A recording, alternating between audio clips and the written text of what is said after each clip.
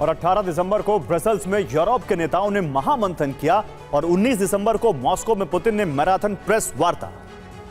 Brussels में Europe के नेता रूसी संपत्ति के मुद्दे पर एकजुट हुए थे, लेकिन यूक्रेन के लिए फंडिंग में इसका इस्तेमाल करने पर फैसला नहीं कर पाए।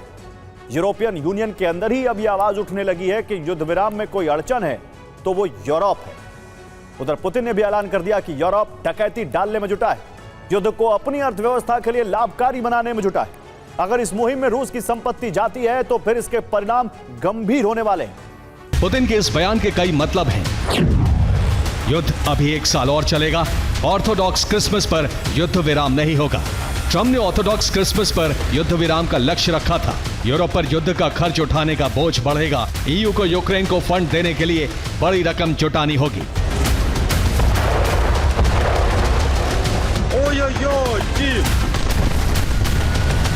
पुतिन को समझना सरल नहीं है।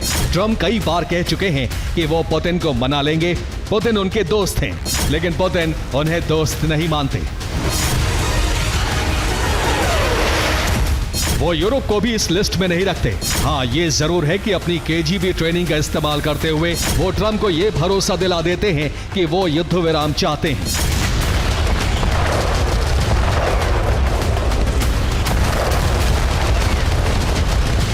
पुतिन की इसी रणनीति के इर्द गिर्द अमेरिका और यूरोप की नीतियां बनाई बुनी जा रही हैं। पुतिन की प्रेस कॉन्फ्रेंस से पहले ऐसी ही रणनीति बनाने के लिए ब्रसेल्स में यूरोप के नेता मिले।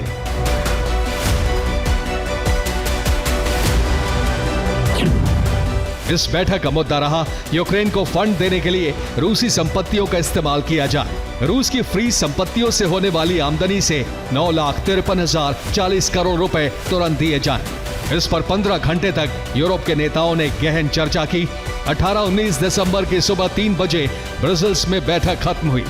नतीजा यह निकला कि रूस की संपत्ति को नहीं छेड़ा जाएगा।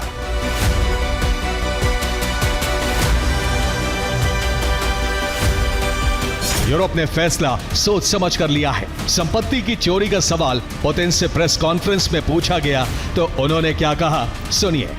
So theft is not the great definition for this.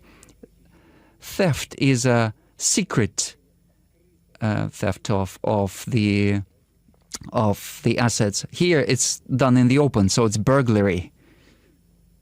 Why are they not managing to perpetrate this burglary? Because the consequences are very serious for the burglars. इसका कारण क्या है? यह खुद ग्लोबल कॉन्फ्रेंस में राष्ट्रपति पुतिन ने बता दिया।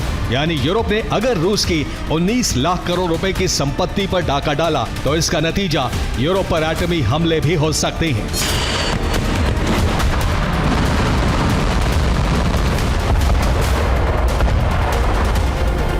यूरोप ये समझ चुका है कि पुतिन की तिजोरी भले ही उसके कब्जे में हो, लेकिन उसका ताला तोड़ना जान से हाथ धोना हो सकता है।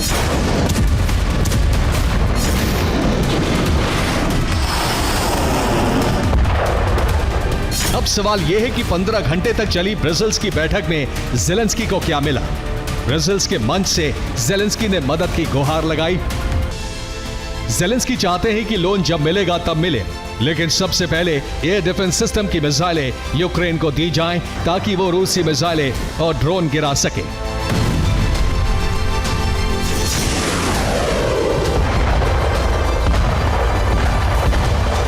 ज़ेलेंस्की ने ब्रसेल्स की बैठक में अपने सहयोगियों से मदद मांगी और सहयोगियों ने तय किया कि रूसी संपत्तियों से छेड़छाड़ आत्मघाती हो सकती है। यूक्रेन को लोन देने के लिए ईयू के देश रकम जुटाएं। अब ईयू के 27 में से 24 देश यूक्रेन को लोन देने के लिए खुद 9,53,040 करोड़ रुपए का लोन लेंगे। फिर ये रकम यूक्रेन को ट्रांसफर की जाएगी।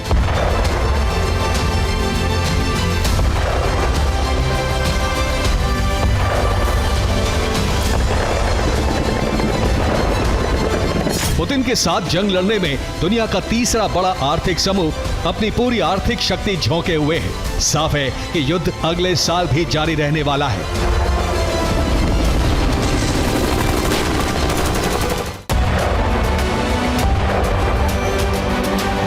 पुतिन का इरादा जंग तब तक जारी रखने का है जब तक वो यूक्रेन का डॉनबास पूरी तरह रूस में नहीं मिला लेते।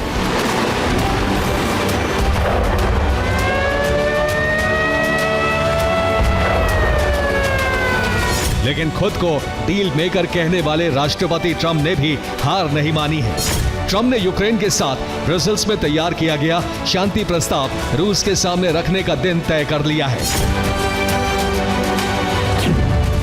अब मायामी में रूस और अमेरिकी प्रतिनिधियों की बैठक होगी।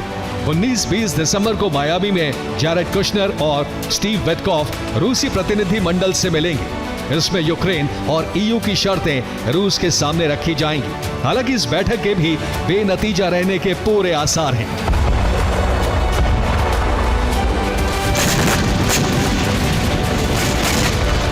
क्योंकि यूक्रेन यूरोप के इशारे पर जमीन छोड़ने को तैयार नहीं है। यूरोप का फोकस है यूक्रेन में विदेशी सेना तैनात करना। इसके साथ ही ये सुनिश्चित करना कि रूस ने दोबारा हमले किए तो रूस पर यूरोप और नेटो के हमले होंगे। इन सभी शर्तों पर रूस सहमत नहीं होने वाला है। ऐसे में जंग का रुकना नामुमकिन है। ये जरूर हो सकता है कि अगर इसी तरह यूक्रेन को मदद जारी रही तो यूरोप तक बारूद बरसना शुरू हो जाए।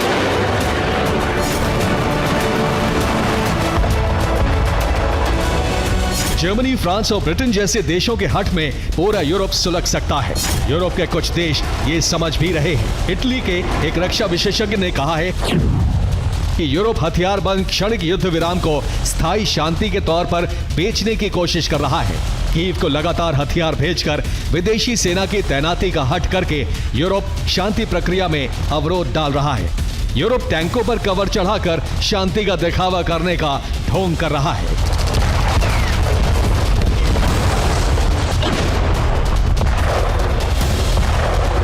यूरोपियन यूनियन के कई देश इससे भड़क रहे हैं क्योंकि जंग से हर देश की अर्थव्यवस्था पर बोझ पड़ रहा है।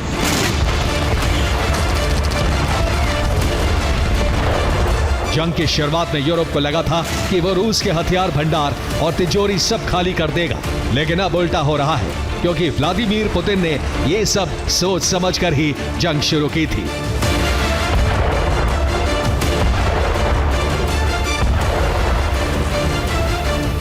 Bureau report, TV9, Bharatvarsh.